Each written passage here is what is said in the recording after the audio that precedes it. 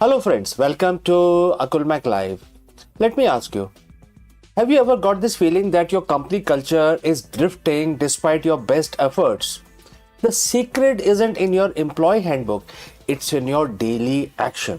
Therefore, in this video, we dive deep into one of the most powerful leadership lessons ever written, and we are taking help of Bhagavad Gita, chapter 3, verse 21. And it says, whatever action a great man performs, a common man follows, and whatever standards he set for exemplary acts, all the world pursues. Let us discuss this further.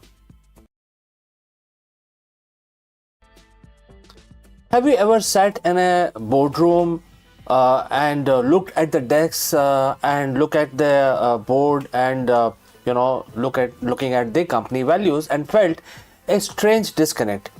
You have hired the best consultant, you have printed the posters that says integrity and innovation, and yet when you walk the floor the culture feels different. There is a silent friction. Employees are cutting corners, meeting start lates, and the spirit you wanted just isn't there. Most CEO think this is a management problem. They think they need better KPIs or a new HR policy. But the truth is much more sobering and much older. The reason your team isn't doing what you are saying is because they are too busy watching what you do. Thousands of years before the first MBA was ever awarded, this exact leadership trap was identified in Bhagavad Gita, and therefore today we are decoding chapter 3, verse 21, the ultimate blueprint for the modern executive. In chapter 3, verse 21, Bhagwan Krishna says to Arjun, and the quote starts, whatever action a great man performs, a common man follows, and whatever standards he set for exemplary act, all the world pursues. Let's break down the two key words here that every CEO needs to understand. In the ancient context, it means a superior or a distinguished person. In 2026, therefore, it could be you, the CEO, the founder, the department head. You are the point of reference. Second is the standard or authority, right? Before we proceed further, we would like to speak two words on our sponsor. Let me ask you, are you struggling to find the right solution for your business problems? I would like to introduce HelloGig.com, whose AI engine connects you with top-tier freelancers from your industry only, which helps in designing a better and scalable solution for your business. Whether you are a SaaS startup or an enterprise, HelloGig makes sure that you can focus on your core business. With HelloGig's global freelance network, you can depend upon all your technology needs, be it software development, artificial intelligence, video editing, or even something else.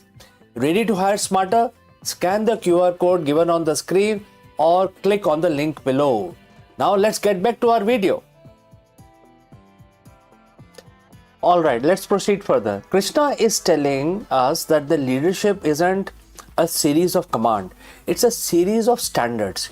You don't create a standard by writing it in an email. You create a standard by living it.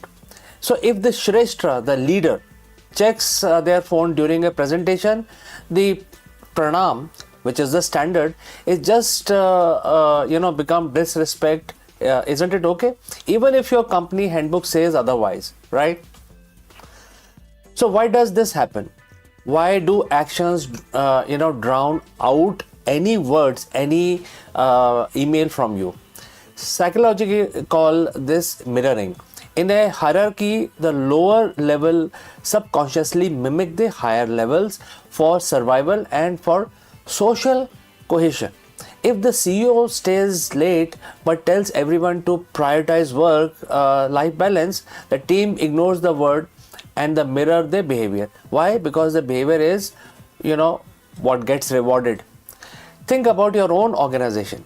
If you preach transparency but keep your office door locked and your calendar private, your team will hide their mistakes from you as well. If you preach innovation but punish every small failure, your team will play it safe. They will not innovate and they will not even tell you what's going on. You are a giant mirror. Your team is simply a reflection of your own habits, amplified 50 times. Let's look at two examples. Scenario A, the late night CEO. A CEO of a tech startup wants to reduce burnout. He sends an email at 11 p.m. saying, "Don't feel pressure to reply to this tonight." Now, what is happening here? Every VP replies within 5 minutes. Why? Because the Shrestha performed an action and the world follows. The standards were set by the timestamp, not by the text. Now let's look at scenario B, accountable leader. Imagine a CEO who makes a public mistake. Instead of blaming the market or the marketing team, they stand up in an all hands meeting and say, "I made a bad call. Here is what I learned and here is how I will fix it." By doing that, they've just legalized ownership for the entire company. They didn't tell people to be accountable. They made accountability, which is the pranam, through actions. Which one of these reflects your last week in the office? Do let me know in the comment section below. So how do we apply this Bhagavad Gita's lessons tomorrow morning? There are 3 pillars to becoming a leader worth following. First, which is audit of action. Review your last 5 off-the-cuff actions. How you spoke to the receptionist, how you handled a late report, how you reacted to bad news. Did those actions align with your core values? If not, the values are just ink on the paper. Second, radical consistency. Bhagavad Gita says whatever action he performs, it doesn't say the big action. It says the small ones. Consistency creates the standard. If you want a culture of punctuality, you must be the first person in the room every single time. Third, relentless self-purification. Leadership in Bhagavad Gita is the path of self-mastery. You cannot lead a team to a place you haven't gone yourself. If you want a disciplined team, you must be a disciplined individual yourself. So as we wrap up, remember this: you are always teaching even when you aren't talking. Your employees are not listening to your speeches as much as they are reading your life. When you leave the room, you leave behind a shadow. Is it a shadow of excellence or a shadow of shortcuts? Bhagwan Krishna's message to Arjun was a call to duty. Your duty as a CEO is to be the living embodiment of the culture you want to build. Set the standards, be the Shrestha, and watch your team rise to meet you. Friends, what do you think? If you have any comments about this, do leave those comments in the comment section below. And thanks for watching. Thanks for listening. I will catch you again in the next one.